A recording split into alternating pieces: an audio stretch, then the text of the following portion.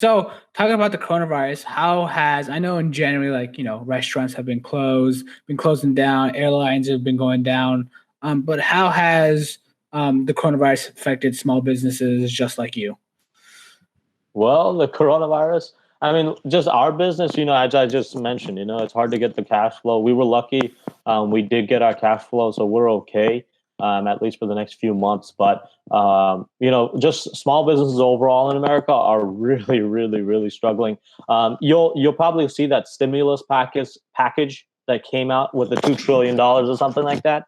And they had a section in there that gave permissions or grants to small businesses. And there was a clause there that everyone was chasing this. It was like $10,000 in grant money, so you don't have to pay that money back.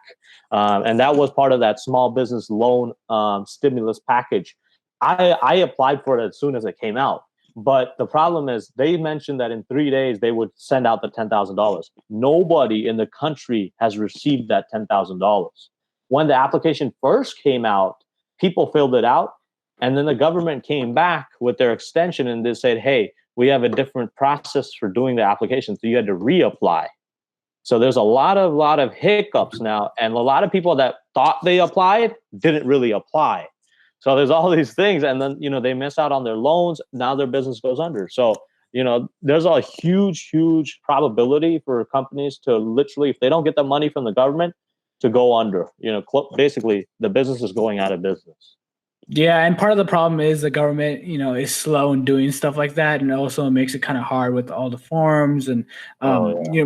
doing everything like that. And so, yeah, what you just told me about people like not really, they said they'd give it out in 3 days. Like I didn't even know that, but they haven't. Same thing with Yeah. they're expecting the $1,200 checks to come literally in months now. Yeah, it's going to take a while for all this stuff to come. But the problem is the longer it takes, the worse the situation gets.